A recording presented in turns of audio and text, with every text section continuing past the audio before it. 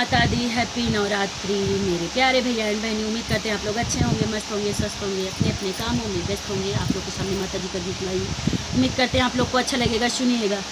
मैया ऐसे बसो मेरे मन में, जैसे तुलसी बसे आंगन में।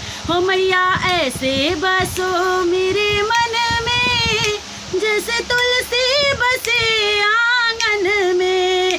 गंगा में बसो, यमुना में बसो, गंगा में बसो, यमुना में बसो, सरयू में बसो तुम ऐसे, जैसे तुलसी बसे आंगन में। सरयू में बसो तुम ऐसे, जैसे तुलसी बसे आंगन में। हो मैया ऐसे बसो मेरे मन में, जैसे तुलसी बसे आंगन में।